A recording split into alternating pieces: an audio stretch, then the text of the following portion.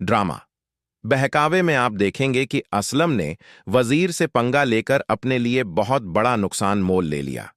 उसने वजीर को दुकान से निकाल तो दिया, लेकिन उसे यह अंदाजा नहीं था कि वजीर उसके लिए फांसी का फंदा साबित होगा। वजीर सब कुछ देख चुका था कि असलम दुकान का रेट लगवा रहा था, लेकिन किस्मत से जुबैर की गैर मौजूदगी के कारण सौदा होते होते रह गया। उधर जुबैर ने दिल में ठान लिया है कि जब तक वह अपनी पहली बीवी जीनत से माफी नहीं मांग लेता, उसे चैन नहीं मिलेगा। वह अपनी मां और बहन के साथ आंखों का चेकअप करवाने डॉक्टर के पास जाता है। डॉक्टर बताता है कि अगर जुबैर नियमित इलाज करवाता रहा तो सुधार संभव है। यह कोई लाइलाज बीमारी नहीं है, दवा के साथ साथ परहेज भी जरूरी है। क्लिनिक से निकलते हुए उनकी अचानक मुलाकात जीनत से हो जाती है, जो किसी जरूरी काम से बाहर निकली होती है। जीनत को देखकर जुबैर की बहन तुरंत पहचान लेती है और जुबैर से कहती है कि वो जीनत है। जुबैर बेचैनी से जीनत की ओर बढ़ता है, लेकिन जीनत घबराकर तुरंत एक रिक्शा लेकर वहां से चली जाती है।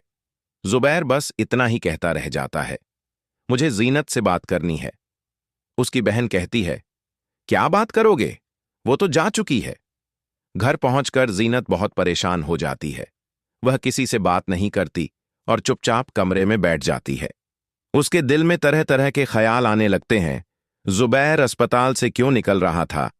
कंपोनेंट प्लेसमेंट, उसके हाथ में बैसाखी क्यों थी? लॉग, क्या वह चल भी नहीं सकता? उसे लगता है कि जुबैर बहुत कमजोर और बीमार लग रहा था। जीनत के दिल में अब भी जुबैर के लिए नरम कोना है। वह सोचती है कि हालात का पता लगाना जरूरी है। उसे लगता है कि वजीर ही ऐसा इंसान है जिससे कुछ जानकारी मिल सकती है। वह वजीर को कॉल करती है और कहती है कि उसे एक बात पूछनी है। वजीर तुरंत कहता है, भाभी आप कहाँ हैं? हम सब आपको ढूंढ रहे थे। जुबैर भाई की हालत बहुत खराब है।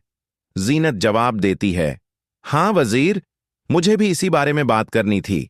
कल मेरी उनसे अचानक मुलाकात हुई थी, लेकिन मैं वहां से भाग आई। किसी को मत बताना कि मैंने तुम्हें फोन किया है। वजीर वादा करता है कि वह किसी को नहीं बताएगा और फिर एक खुलासा करता है, सितारा जहांगीर के साथ भाग गई है और जाते जाते उसने जुबैर भाई को झड़ दे दिया। इसका असर यह हुआ कि जुबैर की आंखों की रोशनी चली गई और वह जिंदगी भर के लिए लाचार हो गया। यह सुनकर जीनत रोने लगती है और पूछती है, क्या उनका इलाज नहीं हो सकता? वजीर जवाब देता है, इलाज तब हो जब असलम ने कुछ छोड़ा हो। उसने तो दुकान भी बेचने पर लगा दी है और अब वह सदरा से शादी करने जा रहा है। उनकी सगाई हो चुकी है। जीनत हैरानी से कहती है, मुझे तो कुछ भी खबर नहीं थी और असलम ने आप लोगों के साथ भी धोखा किया। वजीर पूछता है, भाभी, क्या उसने आपके साथ भी कुछ किया है? जीनत बताती है, जब मेरी बेटी सबा की तबीयत खराब थी और मैं पैसे मांगने गई थी, असलम ने मुझे कर्ज तो दे दिया और कहा कि 2 साल में लौटा देना। बाद में उसने धोखे से मुझसे दस्तखत करवा लिए और अल्लाह का शुक्र है कि मालिक साहब ने मेरी जान बचा ली। वजीर गुस्से में कहता है, असलम तो बहुत चालाक निकला, हमें कुछ न कुछ करना होगा। जीनत कहती है, हां, सब कुछ जुबैर को बता दो ताकि उसे पता चले कि असलम कितना घटिया इंसान है। मालिक साहब के सामने तो वह हाथ जोड़कर माफी मांग रहा था। उधर वजीर भी उदास हो जाता है कि उसे भी दुकान से इसलिए निकाला गया क्योंकि वह जुबैर का साथ देता था। वह जीनत से कहता है कि वह एक बार घर आ जाए। जुबैर बहुत शर्मिंदा है और माफी मांगना चाहता है। वह समझ गया है कि जीनत से बढ़कर उसकी जिंदगी में कोई नहीं।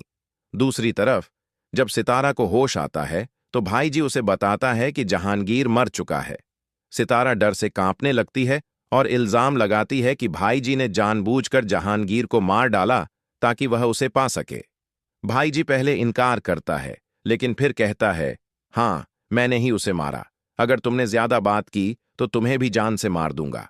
फिर वह सितारा को धमकी देता है कि आज रात उसके दोस्त आ रहे हैं और उसे उनकी मेहमान नवाजी करनी होगी, वरना अंजाम बहुत बुरा होगा। सितारा बेबसी से रोने लगती है और सोचती है कि शायद जहांगीर का मर जाना ही उसके लिए बेहतर हो गया। कम से कम वह इस मनहूस इंसान के चंगुल से तो बच गया।